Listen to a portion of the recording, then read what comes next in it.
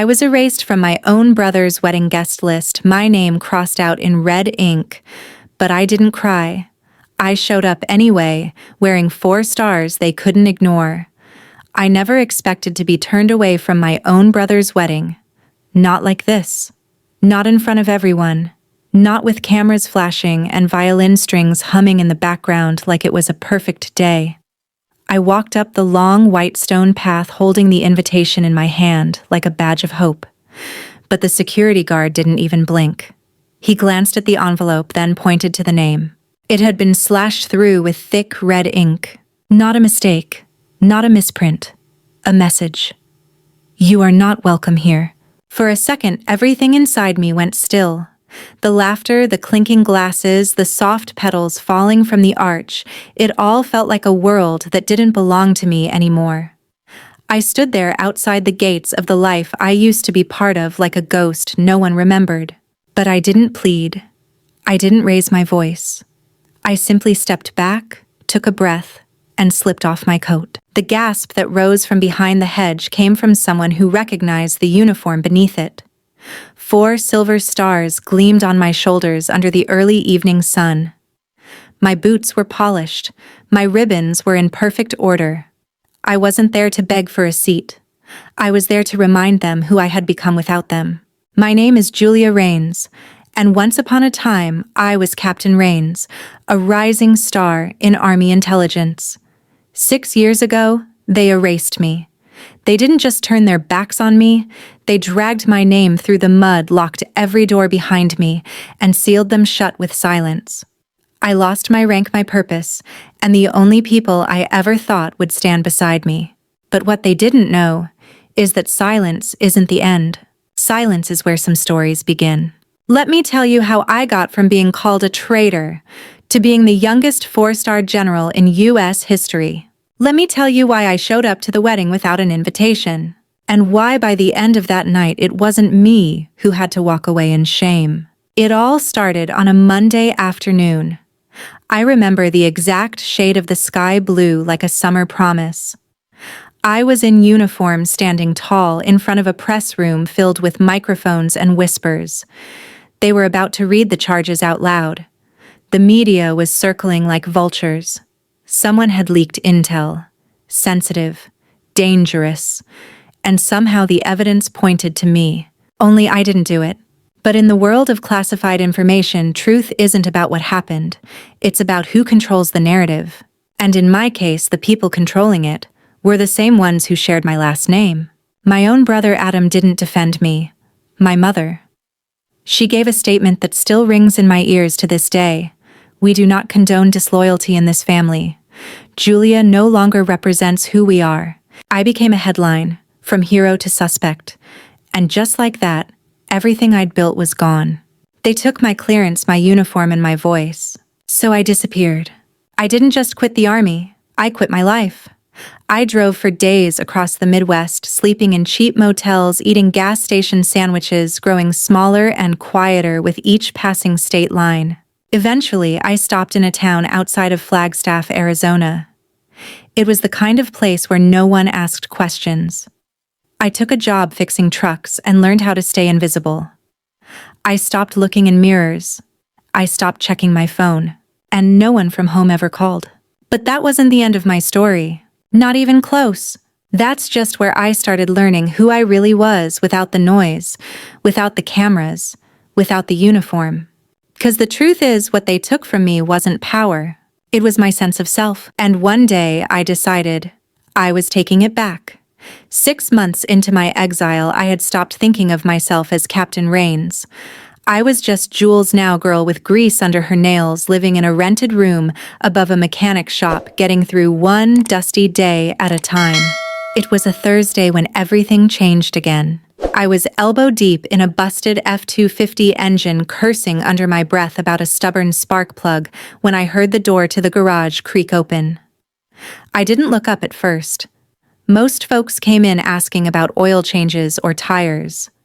But I knew something was different the moment the air shifted. The man didn't speak right away. His boots echoed across the concrete floor with a rhythm I hadn't heard in years. Military boots. Combat pattern.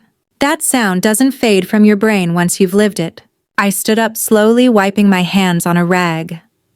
When I looked over, I saw Colonel Everett Shaw, a man I never thought I'd see again.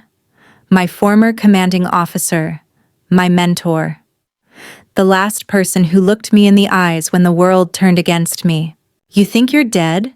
he said, his voice gravel wrapped in steel. "Because they sure as hell act like you are." I swallowed hard.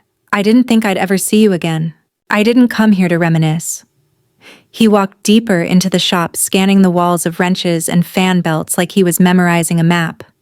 "I came with an offer." I raised an eyebrow. "Unless you've got a job that pays in redemption, I'm not interested." He didn't laugh. "I'm assembling a unit," he said. "Deep ops. Blacker than black. No uniforms. No paperwork. You vanish into the work, but the work matters." I crossed my arms, unsure if I was ready to let hope back in. "What's the mission?" He looked me dead in the eye. "To fix the things no one wants to admit are broken." I didn't say yes that day. Honestly, I didn't believe I could. But that night, something snapped. I was scrolling through a diner TV feed, sipping a bitter cup of coffee, when a familiar face flashed across the screen. Adam Raines. Smiling, standing beside his fiancée, dressed in designer suits surrounded by praise and press. The segment called him a rising entrepreneur with military roots. And just like that, I knew. He was living the life they stole from me, wearing the clean image I bled for. Smiling with the girl he used to pretend hated publicity, now eating it up like it was her wedding cake. My chest tightened. My fingers curled into fists beneath the table. I thought about Colonel Shaw's offer, about the silence I'd been surviving in, about how much of my truth had been buried while they thrived in the wreckage. I didn't want revenge. I wanted resolution. And if going dark was the way to get it, then I was ready to vanish. 2 weeks later, I was flown to an unmarked compound in Nevada. No cell signal, no names, just a row of steel buildings surrounded by dust and razor wire. I was handed a new identity, Raven. That was it. No rank, no history, no loyalty but to the mission. And in that world, I started over. My first operation was in Kyrgyzstan intel extraction, then Somalia, then Poland. Each mission more classified than the last. Each success stitched another thread into the fabric of who I was becoming again. But with every mission, a question haunted me. If I was truly forgotten, why did it still matter what they thought? And that's when it happened. That's when I stumbled across the file that changed everything. A USB smuggled from a bunker in Turkey. It had a list of offshore accounts funneling millions through shell companies. One of them, Raines Industries, Adam's company. And the money trail led right back to the man who testified against me in my court-martial, someone I thought had disappeared forever. My name was being used again. But this time, I wasn't going to let it slide. I wasn't just going to take back my identity. I was going to expose everything they built on the rubble of my reputation. I didn't sleep the night I opened that file. I sat alone in the corner of the ops bunker, the dim light of the monitor casting shadows across my face, the screen glowing with names, transactions, and cold, deliberate numbers. There it was. Adam Raines, CEO of Raines Industries Global Logistics. Underneath that, a transfer log connecting him to a contractor flagged for suspected cyber warfare on U.S. soil. But that wasn't what stole the breath from my lungs. It was a document tucked deep inside the Archive Educational Aid Application, Department of Defense Family Relief Fund. The recipient, Liam Raines, my younger brother. Except, the applicant named Julia Raines, my signature, my service ID. And I never signed a damn thing. They had used my name, my record, my honorable service to secure military education funds for Liam. Aid reserved for wounded or fallen soldiers' families. Aid I had no idea existed because I was too busy being buried alive by scandal. And just like that, betrayal bloomed all over again. I requested a private meeting with Colonel Shaw the next morning. He stood in the war room, hands clasped behind his back, staring at a satellite feed over North Africa. He didn't turn when I walked in. "You found something," he said. "They forged my identity," I told him, voice sharp, steady. my family. They didn't just abandon me, they profited off me. Now he turned, slowly, thoughtfully. I thought the worst part of this would be the false charges, I said. But this is calculated. This is theft. From the very system I gave my life to protect. Shaw exhaled. And what do you want to do? I looked him in the eye. I want them to know they didn't win. Within hours, I submitted a formal request through our counterintelligence division to begin a discreet internal review. No flags, no noise. But I didn't wait. I started compiling everything. The money trail, the forged documents, the offshore transactions, the history of the man who disappeared from my case file, Staff Sergeant Grant Meyer, whose testimony had sealed my fate. I hadn't seen or heard from Meyer since the trial. Rumor was he'd left the country. But a low-res surveillance still buried inside a different op folder caught my eye. A man exiting a conference room in Warsaw. It was him. Same jawline, same limp. But now he was listed as a security advisor for one of Adam's shell companies. He wasn't gone. He was employed. By the very man who benefited most from my destruction. I sat in my room that night staring at the monitor, heart racing, fingers trembling, not from fear, but clarity. They hadn't just erased me. They had recycled me, turned my downfall into their golden ticket. I opened a secure channel to an old contact. Lieutenant Mason Trent, former cyber analyst in Army Signals. We hadn't spoken in 5 years, not since the fallout. But when I pinged him with a single coded phrase, still breathing, he answered within 20 minutes. Always. Why? I sent him the files. He didn't respond for nearly an hour. Then one line. We need to talk. This isn't just about your brother. I met Mason in a nondescript van parked in the outskirts of DC, just outside a laundromat that hadn't changed in decades. He slid a tablet across the console. What you found, those financial links. They're tied to a much larger ring. We've had pieces of this puzzle for years, but no one could connect it. And now, I asked. Now, we have you. I swallowed. What does that mean? He leaned closer. It means the girl they buried might be the only person who can blow this thing wide open. For the first time in years, I felt something shift inside me. Not vengeance. Not grief. Power. Real earned, unshakable power. I had the evidence. I had the mission. I had the will. And all I needed now was the right moment to walk back into the world they built on my ashes and burn it to the ground. The invitation arrived 3 days later. It was wrapped in cream vellum paper with gold foil edges, delicate cursive writing embossed on the front. You are cordially invited to the union of Adam Raines and Charlotte King. No return address. Just my name printed across the front, Major Julia Raines. But when I opened it, my stomach twisted. Right across the center of the RSVP card, written in red marker, was a single line. Your presence is not requested. No formality, no diplomacy. Just a final arrogant slash across my name. But what they didn't know was that I was already coming. Not for cake, not for closure, for justice. I spent the next 48 hours preparing. The USB I carried now was loaded with the full package. Financial logs from Adam's companies. The DoD fund application under my forged name.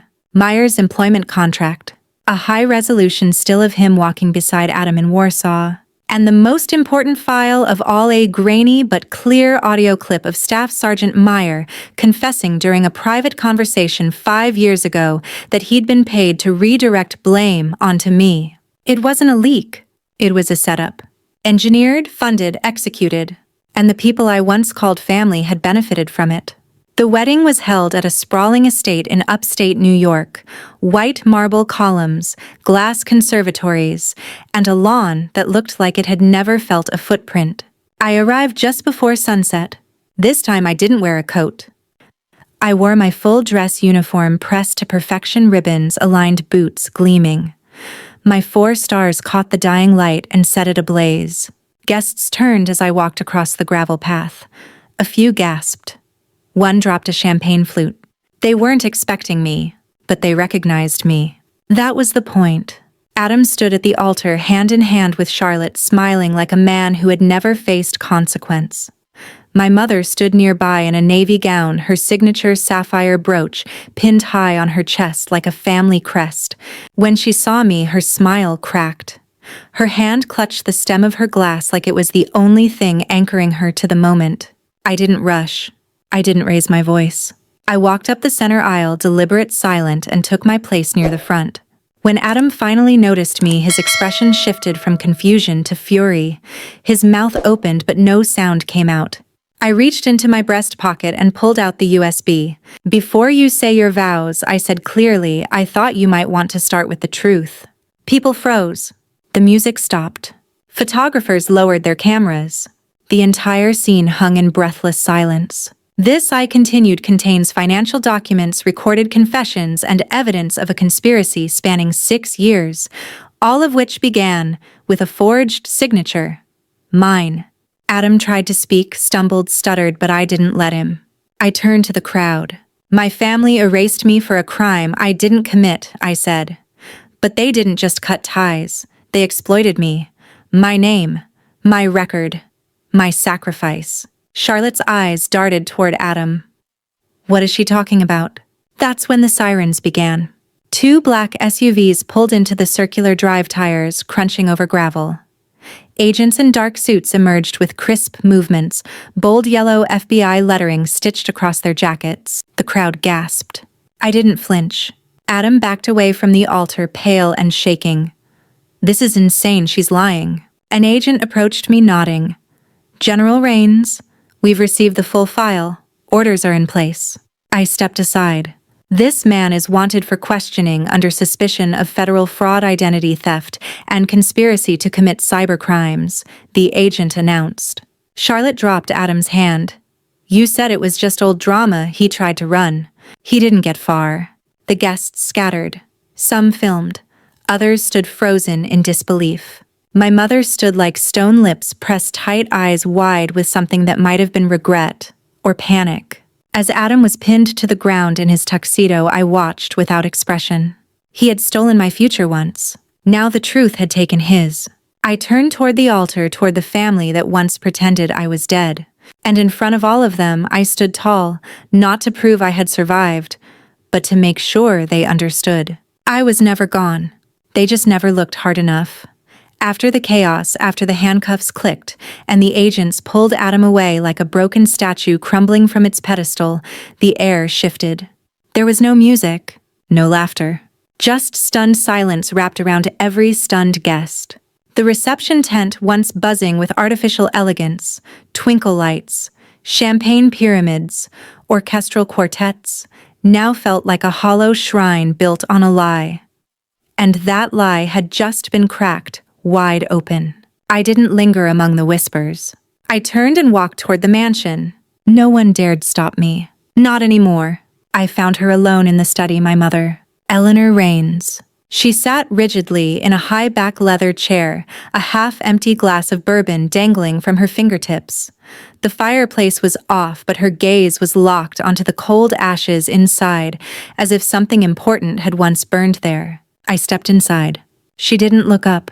"I'm not here for your apology," I said calmly. "Still nothing, but I do want something." Her eyes flicked toward me, quiet, cautious, not yet afraid. I took a folded piece of paper from my coat and set it gently on the oak desk beside her. A Department of Defense Education Fund transfer form. Dated 5 years ago, my signature forged at the bottom. The recipient, my brother. The benefit, a full scholarship funded by my military service record. She didn't even blink. "I didn't know," I said softly, "that you could fall that far." "I didn't think you'd ever find out," she replied, voice dry. "But I suppose I underestimated you again." "Why?" I asked. Her fingers tightened around the glass. "Because you would have said no," she said, staring into the dark hearth. "You always put your duty before family, before comfort. You would have said it was unethical." I nodded. "It was." She sighed. "Adam needed it." "No," I corrected her. "You wanted it for him. Just like you wanted the scandal to disappear. So you let them crucify me and you said nothing." She finally looked me in the eye. "You were strong. You were built for survival. He wasn't." I took a slow breath. There it was. Not regret, not guilt. Just justification. I had been sacrificed on the altar of family image. Not because they didn't love me, but because they knew I'd survive the fire they lit beneath my feet. And for them, that made it acceptable. I didn't fall apart because of what the media said I told her. I almost ended my life because my own mother wouldn't even ask if I did it. The glass clinked softly as she set it down. I didn't want to know the answer, she said. Because if I did, I'd have to face what we'd done. And Emily, I asked. Did she ever question it? She didn't answer right away. Then finally she knew. My heart stopped. What? She knew the truth, my mother whispered. She knew it wasn't your fault. But she never said anything. Because things were easier without you around. That silence. It cut deeper than the accusations. Deeper than the discharge. Even deeper than the betrayal. She knew and stayed quiet. I stared at the woman who raised me, who taught me to stand up for what's right, who told me never to lie, cheat, or steal. And yet here she was, still sitting in the same chair where she once read bedtime stories, justifying the erasure of her own daughter. I nodded once, not in agreement. In finality. You'll never have to wonder where I stand again, I said. And I walked out. The hallway was quiet. I passed portraits of ancestors I never knew, old war heroes, political donors, women in pearls whose names were sewn into dar gowns. Their eyes followed me as if they were waiting to see if I'd break. But I didn't. I kept walking. Because this time, I wasn't chasing their approval. I was walking in with my own truth and out with my peace. The ballroom was nearly empty when I returned. The music had stopped. The servers were packing up trays of untouched hors d'oeuvres. Most of the guests had slipped out quietly, their designer heels clicking quickly across marble floors, desperate to escape the fallout. But not everyone was gone. I saw her near the window, silhouetted by the gold shimmer of the setting sun, Emily. My sister. Her veil had come undone, hanging lopsided from one bobby pin. Her mascara had smeared in streaks down her cheeks. One of her shoes was off, clutched in her hand like a weapon she wasn't sure how to use. She looked younger than I remembered her. Smaller. Not because she'd changed, but because I'd finally stopped seeing her through the lens of guilt. She turned as I approached, lips trembling. You came back to ruin my wedding, she said, voice shaky but still trying to sound sharp. I didn't answer right away. I studied her for a long moment, the way she shifted uncomfortably under the weight of my silence, the way her free hand clenched the lace of her gown, the way her eyes flicked toward the exit as if calculating the distance. No, I said at last. I came back for the truth.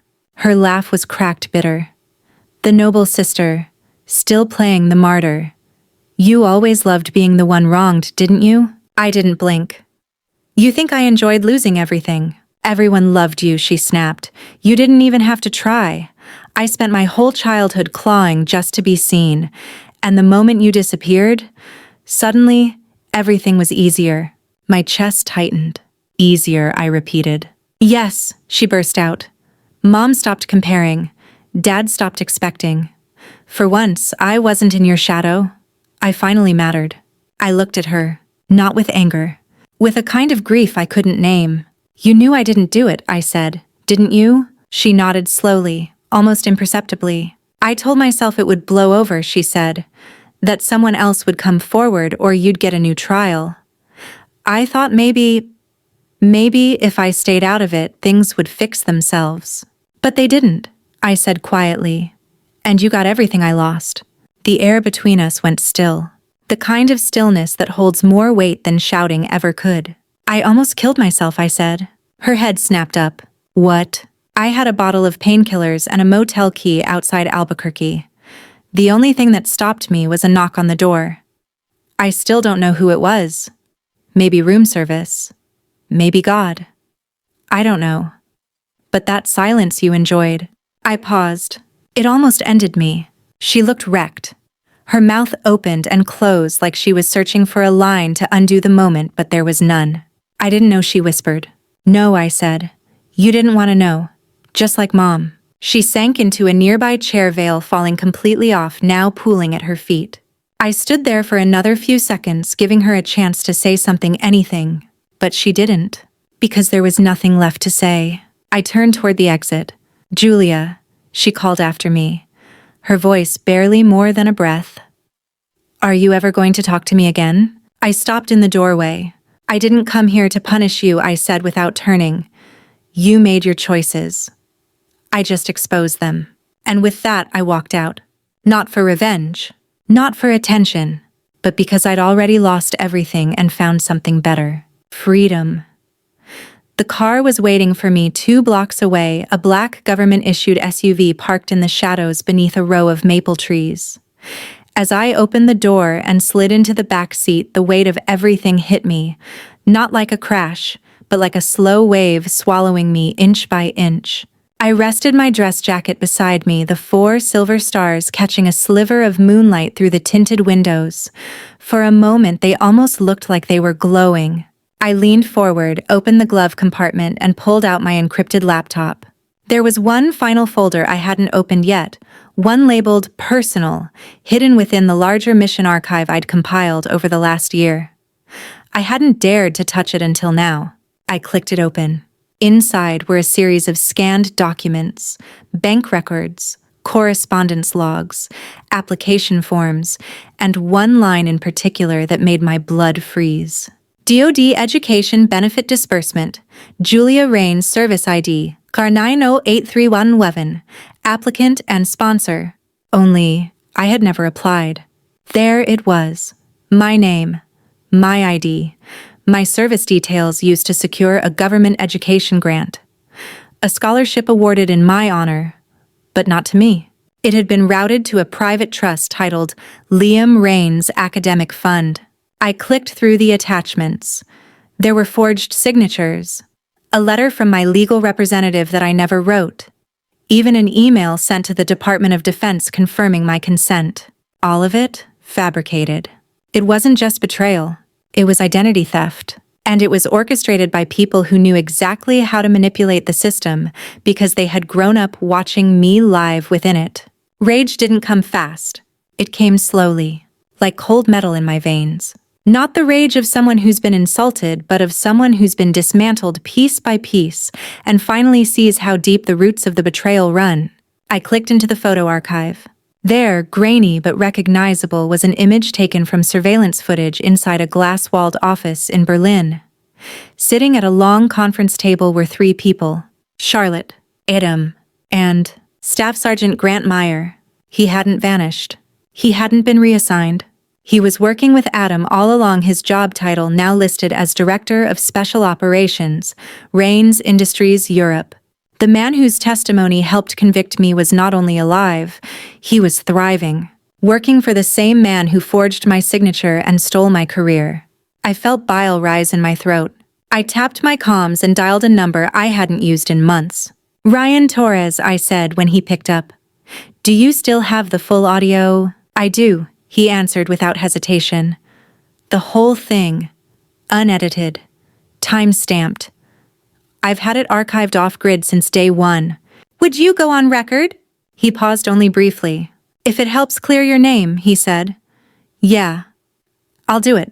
I leaned back in the seat, the laptop still glowing beside me. Somewhere in the distance, fireworks popped, late-night celebration still echoing in the air like a cruel joke. But in my world, nothing was celebratory. This wasn't about parties or dresses or cake. It was about rewriting the truth. And finally, someone else was going to help me hold the pen. I tapped out a secure message to James Carter, my old colonel and now Pentagon liaison. It read, "Ready to proceed. FBI gets everything. Full cooperation. All files attached." His reply came almost instantly. "They'll be at the estate at 10:15 p.m. tonight. Everything's locked in. One more thing, make sure Adam can't slip into the crowd. We need eyes on him." I stared at the screen for a long moment. Then I typed 2 words. "Understood, moving," and I closed the laptop. Because I wasn't done yet. Not until I looked Adam in the eye and made sure he knew. The girl he buried was the woman bringing everything down. I made my way back onto the estate grounds using a side path that wound behind the old greenhouse, the same trail Emily and I used to sneak through when we were kids. Back then, we used to giggle about hiding from chores, stealing mint leaves for lemonade, whispering secrets under summer stars. Now that same path felt colder, quieter, a memory left out in the dark too long. The scent of rosemary still lingered by the stone wall, but everything else had changed. The house loomed ahead like a castle built on rot. The lights from the reception were still on, though the music was gone. The voices had thinned to nothing. All that remained was the weight of what was about to happen. I slipped through the service entrance, weaving past stacked champagne glasses and silverware carts. No one stopped me. No one even saw me. The shock of my earlier appearance had stunned them into paralysis. I moved quickly. Adam would be at the bar. Always the showman, always surrounded. And he wouldn't see me coming. There he was laughing, holding a glass of scotch like nothing had happened, surrounded by 2 investors and a security advisor whose badge said private detail, but whose posture screamed panic mode. He was doing damage control, spinning, still thinking he could outtalk the storm that was now moments away. I walked up behind him and laid a hand on his shoulder. He flinched, hard. "We need to talk," I said quietly, privately. He turned slowly, already rehearsing a dismissive smirk, but the look on my face cut through it. He knew I wasn't bluffing. With a low curse, he set the glass down and followed. I led him to the old greenhouse. The door creaked open like it always had. Dust floated in the shaft of moonlight pouring through the broken glass ceiling. It smelled of earth metal and history hours. I stopped in the center of the room and turned. He crossed his arms. "What now? You want to humiliate me even more?" I stared at him. "I don't need to humiliate you, Adam. You did that yourself." "Oh, save the moral speech," he scoffed. "No one will believe your little files. You think people care about one disgraced veteran's sob story." I pulled a small pin from my lapel and held it up. It blinked blue. "Recording. Live." His eyes widened. That's when I said it slow and deliberate. "Thanks for confirming." He went rigid. "What did you just—" I hit play. A looped clip echoed from my phone. His voice earlier in the ballroom. "You said it was just old drama." He reached for the device, but I stepped back. "Too late," I said. "They're already here." Sirens. But not distant. Close. Fast. 2 black SUVs tore up the gravel path like war horses' tires screaming. Lights flared. Doors flew open. FBI agents in tactical suits moved with terrifying precision. Adam's face drained of all color. "You're bluffing." I didn't say a word. I didn't have to. The agents stormed in through the garden gate, guns lowered but ready. One of them, a tall woman with sharp eyes and an earpiece, flashed her badge. "Adam Raines," she said. "You're under investigation for federal fraud, identity theft, and conspiracy to obstruct military justice." He tried to run. Didn't get far. They tackled him halfway across the lawn. The sound of his body hitting the earth echoed louder than any wedding bell ever could. I followed slowly, watching him writhe, curse, threaten. Charlotte stood frozen on the porch. Her diamond bracelet twisted backward on her wrist, her expression unreadable. Behind her, our mother had emerged, too still, clutching her pearls, still trying to pretend this wasn't real. But it was. Every camera phone in that crowd, recording, every whisper. Now a headline in the making. I didn't wave. I didn't gloat. I just stood there and waited. An agent approached me. I recognized him instantly. Petty Officer Langston, one of the old Black Ops crew. He nodded once, almost respectfully. "General Raines," he said. I nodded back. "It's been a long time." "You did good," he said simply. "You brought the truth." I turned toward the house. Emily stood alone now by the cake table, mascara-streaked arms limp at her sides. She wasn't crying anymore. She was just empty. And for once, she didn't run. I walked right up to her, looked her in the eyes. "Mother," I said, calm as steel, "I don't need you to love me. I don't need your apology. But I need you to see me." She opened her mouth, closed it. No words came out. And for the first time in my life, that was enough. The guests parted like water as I walked through the reception hall. No one whispered anymore. No one dared. I passed the dessert table where a woman gasped, clutching her pearls like they were a shield. I passed a young man holding his champagne flute, mid-air, frozen mid-toast. The illusion had shattered, and all that remained was the stunned silence of people realizing they'd been celebrating a lie. Every eye was on me, but this time I wasn't hiding. A woman near the string quartet took a half step forward. She looked about 60, wore a retired navy pin on her lapel, and her voice cracked slightly when she asked, "Are you Julia Rains?" I stopped, held her gaze.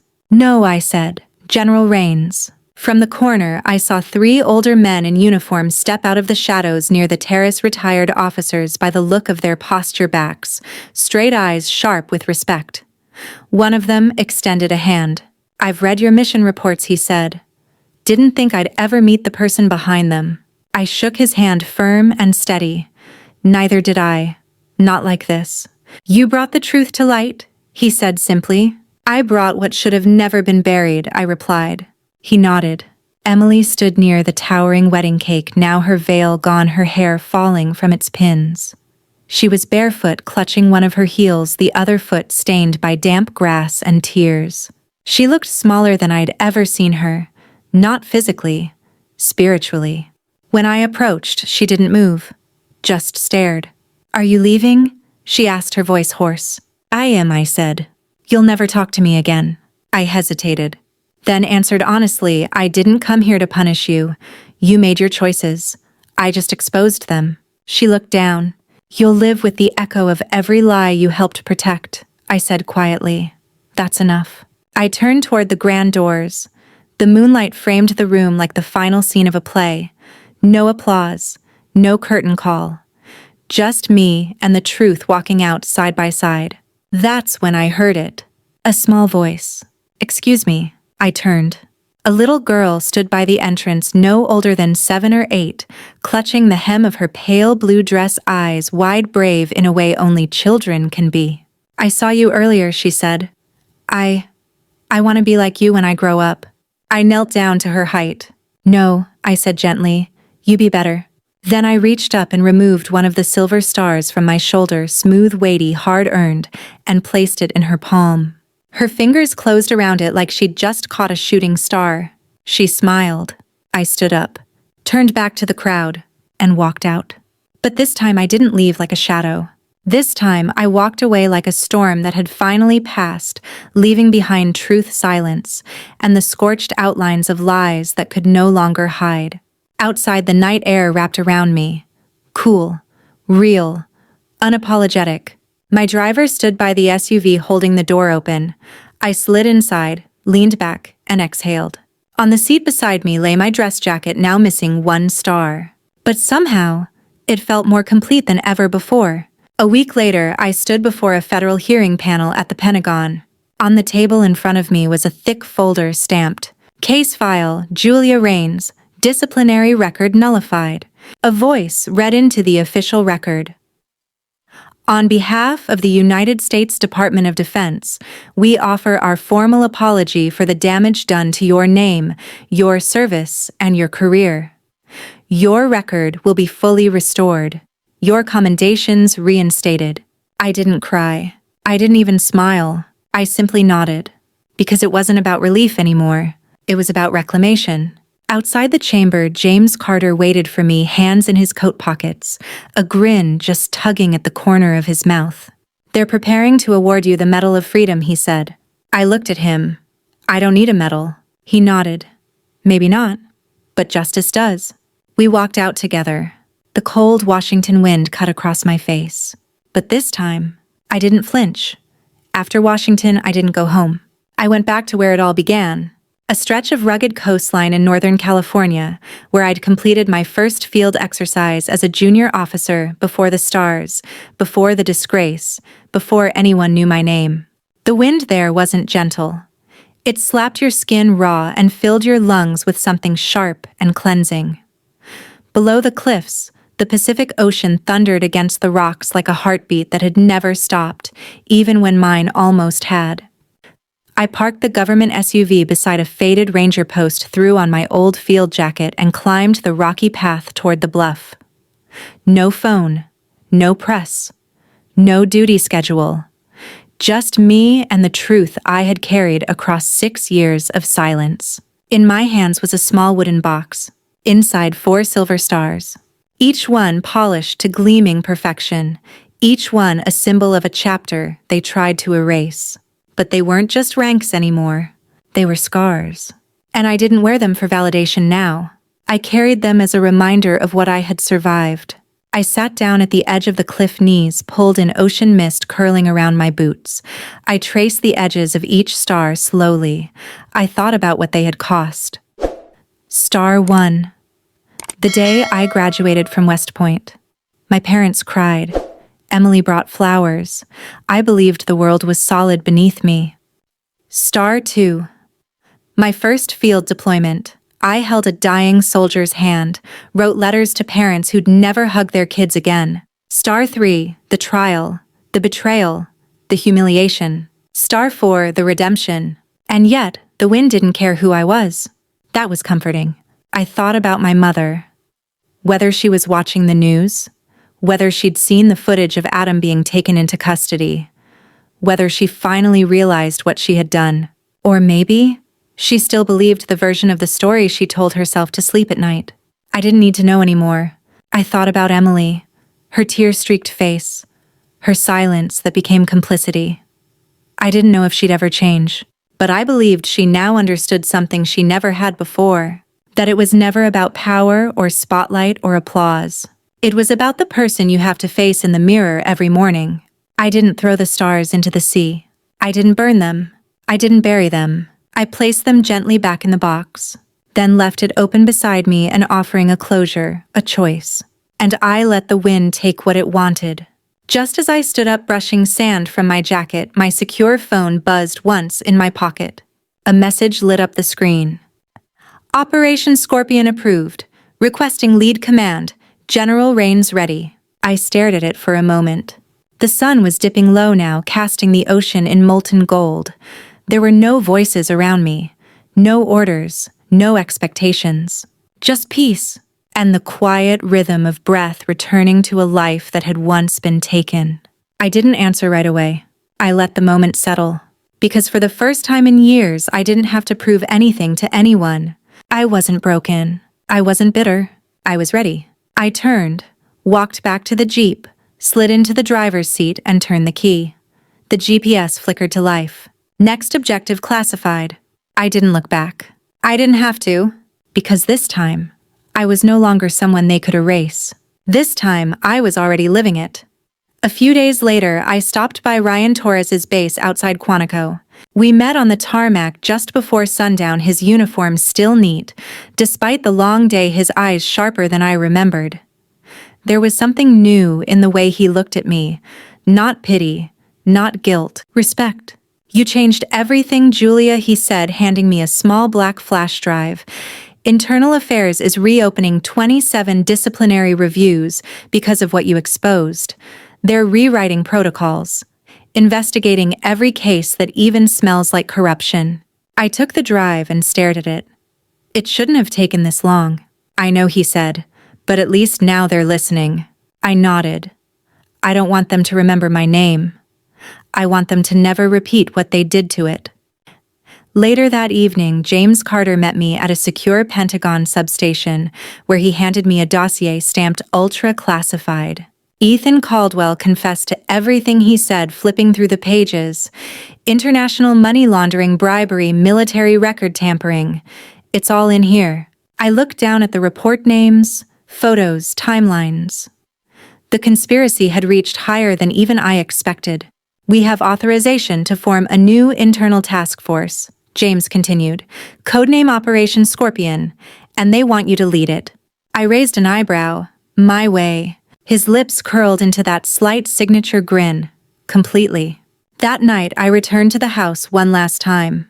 The Bennett estate no longer buzzing with celebration. No music, no laughter, just a shell of a lie that had collapsed in on itself. It was dusk. The golden glow that once danced on marble now cast long, sad shadows over dead flower petals and overturned champagne glasses. A symbol of something once grand that no longer held meaning. Sitting on the top step was an envelope. No name. Just sealed with red wax and a small note inside. I'm sorry, Truly sorry, E. There was no phone number, no follow-up, no attempt to continue the conversation. And yet, I knew it was real. I stood there for a moment, letter in hand, letting the quiet wrap around me like a blanket made of all the moments that once defined my childhood. Did I forgive her? No, but forgiveness wasn't the point. What mattered more was that she finally acknowledged the truth that she saw the woman I had become, not the girl they buried. Sometimes a single sentence carries more weight than 1,000 apologies. The wind picked up. Somewhere in the trees, a bird called out into the evening sky. I took one last look at the house, then walked away, this time with no need to return. I didn't leave anything behind, because there was nothing left for me here. Everything I needed was already in motion. A mission to rebuild from the inside out. A team I trusted. A name they couldn't tarnish again. Justice wasn't loud. It wasn't flashy. It was quiet. Precise. And this time, it belonged to me. 2 weeks into Operation Scorpion, I sat at a secure terminal inside a classified command center in Arlington, deep underground, 3 stories below a parking garage most people never noticed. The walls were soundproof. The air was cold. Every keystroke felt like it carried the weight of a courtroom. I stared at the monitor where Meyer's name, Staff Sergeant Grant Meyer, blinked in red. A full case file now sat open: travel logs, bank transfers, deployment records that had been wiped and mysteriously reloaded under shell identities. He wasn't just part of Adam's game. He'd helped build it. The same man who'd testified that I couldn't be trusted. The same man whose error was traced back to my login credentials. The man who vanished just days after the scandal exploded. Now, he was listed as a consultant for Meridian Global Defense, a Caldwell Holdings subsidiary buried under 3 layers of offshore accounts. We finally had the leverage to extradite him, and this time he would be the one answering questions. I scheduled a private meeting with James. He met me in a small soundproof office just off the command floor. He looked tired. The good kind, the kind of tired that comes from chasing down injustice and finally catching up to it. "Have you seen the latest reports?" I asked. He nodded. Langston's team intercepted communications last night. Meyer tried to vanish again, but the UAE just approved his extradition. I let out a slow breath. One step closer. "Anything else?" He hesitated. "There's something you need to see," he said. We ran a deeper check on Adam's investor circle. One of them used to serve on the National Military Funding Board. I raised an eyebrow. "That explains the DoD education scam." James handed me a printed document. He was the one who pushed the approval through. The same guy who vouched for the forged signature on your file. My eyes scanned the page and suddenly I understood. This wasn't just about my family. This was about systemic rot.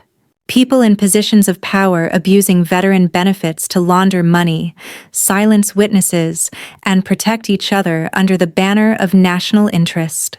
I closed the folder slowly. "What happens if I say yes?" I asked. "To what?" "To leading Scorpion, full-time, frontline, not just strategy, fieldwork." James leaned forward. "Then we launch a cleanup operation that will stretch from DC to Dubai, and your name will be stamped on every success." "And if I say no?" "You can walk," he said. "You've earned it." I paused. There was peace in that offer. But peace wasn't my destination. It never was. That night, I stood on the roof of my safe house watching the skyline blink like 1,000 beating hearts. I thought about what Emily had said about how hard it was growing up in my shadow. How I never had to try. But she was wrong. I had tried every day. I tried to prove I belonged. To hold our family together. To serve a country that would throw me away without a second thought. But I also learned something in the fire. You don't have to belong anywhere to matter. You just have to know your truth and never let them steal it again. I turned back to my encrypted tablet and tapped out one message. Operation Scorpion active, command accepted. Lead Jenner Rains. Seconds later, a digital reply pinged. Confirmed. Commence mission briefing in 48 hours. This was it. Not revenge, not redemption. Reclamation. Everything they took from me. I wasn't just getting it back. I was using it to tear the whole thing down brick by brick. And this time, they wouldn't see me coming. 3 days after accepting command, I walked into the Scorpion Operations Center as its newly appointed leader. The briefing room was stark and silent, lit by a single row of recessed lights and a wall-length digital screen streaming live feeds from satellite surveillance, international transactions, and redacted personnel files. 10 agents sat around the table, hand-picked operatives from various branches, all off the books, all ghosts in their own right. Some wore combat boots, others suits, but every eye in the room turned to me as I stepped to the front. "Good morning," I said, my voice low but steady. "You're here because the system we swore to protect has been corrupted from the inside. This isn't about politics. It's not about optics. It's about the rot beneath the foundation." I tapped a button on the console. The screen behind me lit up with a spiderweb of connections. Adam Raines, Grant Meyer, Caldwell, Holdings, the Education Fund, fraud, international shell companies, former military contractors now on private defense boards. "This is what we're dismantling," I continued. "And we're not going through the front door." Someone asked, "You sure we have the authority?" I turned. "We have something better than permission," I said. "We have the truth. And now we have teeth." That afternoon, I stood alone in my office overlooking the training courtyard. The sun cast long shadows across the asphalt, where 2 recruits sparred in silence. In my hand was a faded photograph, a picture of me, Emily, and Adam on the front porch of the Bennett estate. I must have been 11. Emily was still in pigtails. Adam, missing teeth, grinned with a wooden sword. I stared at it for a long time. So much of my pain had been born in that house. So much of my strength had been forged in its ashes. I pulled open my desk drawer, placed the photo inside, and shut it. That evening, I returned to my secure flat and found a cream-colored envelope slipped under the door. No markings, no postage, just my name. Inside was a letter, handwritten. The script was rushed but unmistakably hers. "Emily, Julia, I know it's too late for most things, but I don't want silence to be the only thing left between us. I remember the way you used to braid my hair, the way you used to check under the bed when I said I heard monsters. I remember the way you stayed up all night with me after Dad screamed at me for that report card. I remembered all of that even when I pretended not to. I thought if I stayed quiet, I'd finally have space to breathe. I didn't realize I'd be breathing in smoke from a fire I helped set.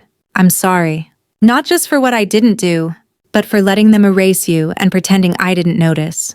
I reread it 3 times. It didn't change anything, but it mattered, because at least now she said it. Later that night, I stood by the window watching headlights slide across the street outside like slow-moving comets. I thought about everything I'd lost, and everything I had built in its place. Justice had taken years. Peace might take longer, but truth had arrived. And it came wearing my name. The next morning, I opened the mission deck for Scorpion. We had 3 simultaneous targets: a blacklisted communications hub in Prague, a financial laundering arm in Toronto, and a contracting firm outside Atlanta, quietly purchasing data from veteran records. I was no longer chasing a single vindication. I was chasing every system that allowed what happened to me to happen to anyone else. And I wasn't chasing it alone. Before I closed the file, I looked at the personnel list. Each of those 10 agents had a story discharged, unfairly discredited, cut loose by a government that saw them as numbers instead of names. But now we had a mission, and a name they would never forget. Scorpion wasn't just an operation, it was the reckoning, and I was its sting.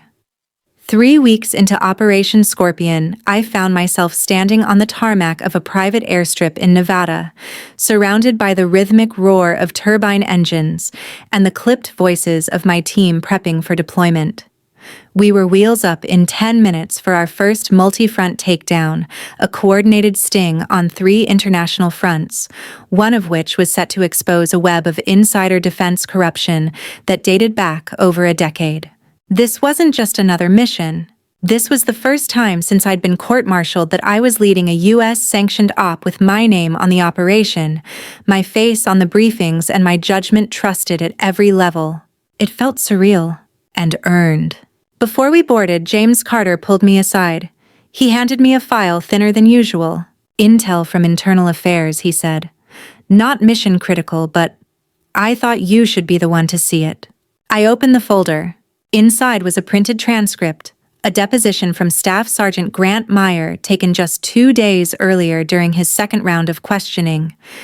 It read more like a confessional than a legal statement. I knew what I was doing when I lied about Rains. I knew it would destroy her career, and I didn't care.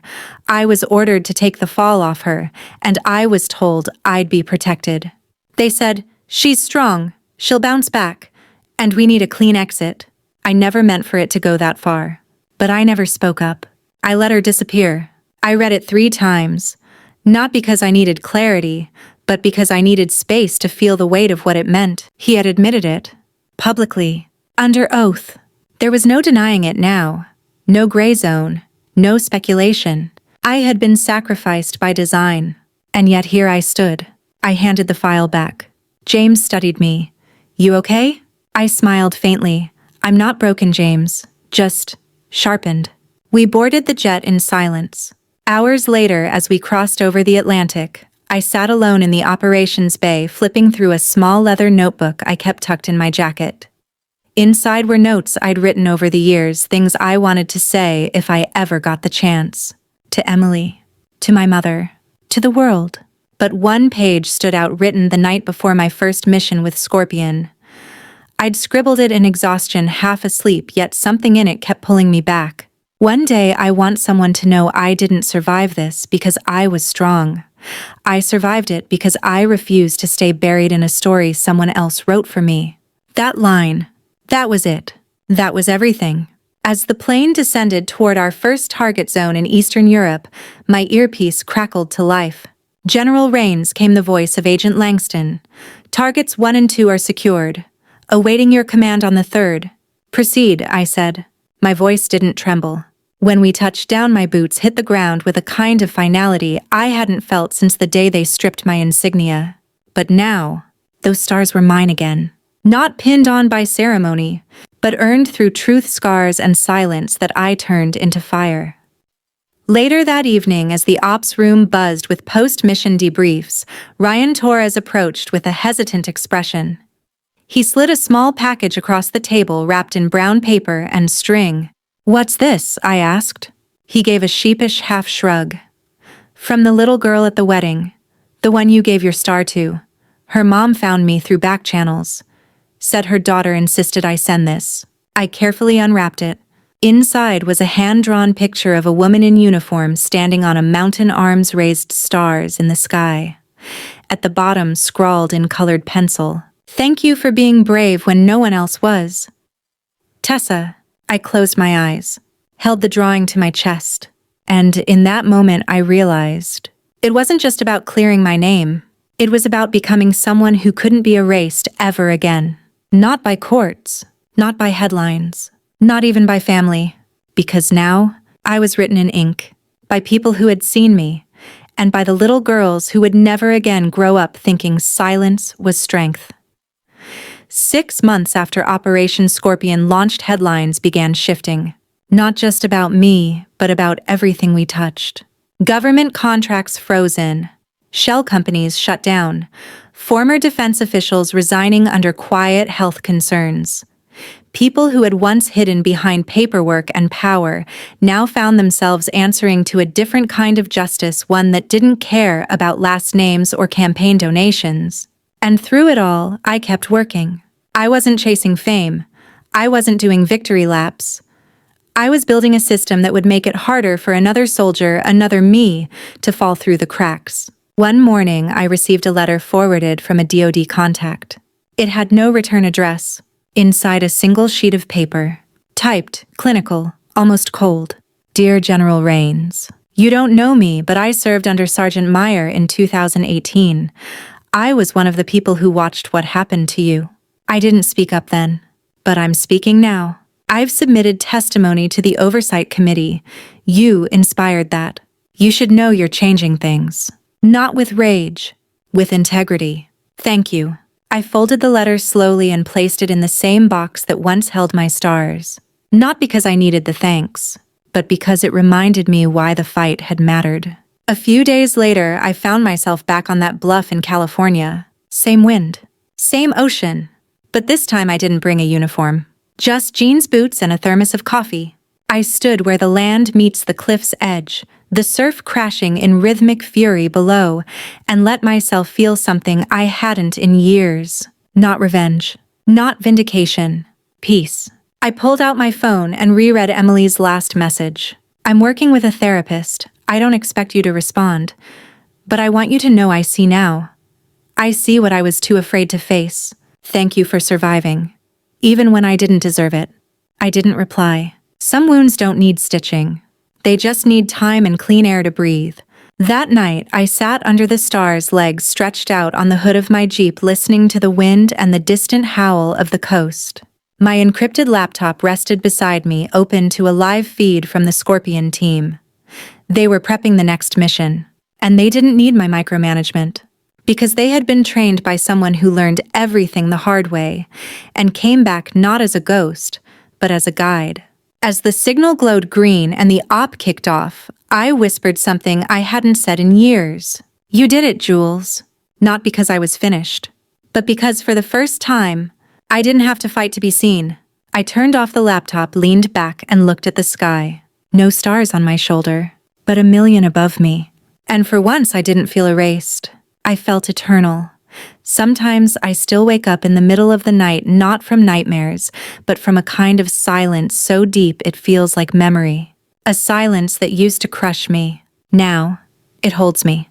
Not because everything is perfect, but because everything that matters is finally mine again. People ask me if I ever got closure. I tell them the truth: closure isn't something you wait for. It's something you build one hard truth, one quiet boundary, one brave moment at a time. I didn't get my family back. I didn't go back to being Captain Rains.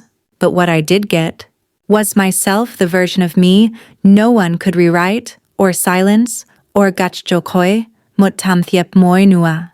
If you've ever been lied about, cast out, or blamed for something you didn't do, if your own silence became the only thing you thought kept you safe, let me tell you this: you are not invisible, you are not lost, and you are never too far gone to come back stronger. Sometimes healing doesn't come from apology, it comes from clarity. And sometimes justice isn't loud, it's steady. It's the quiet steps you take forward even when no one's watching, even when no one claps. And if you're walking that road now, know this: you're not walking it alone. Not anymore. Not here. Not ever again.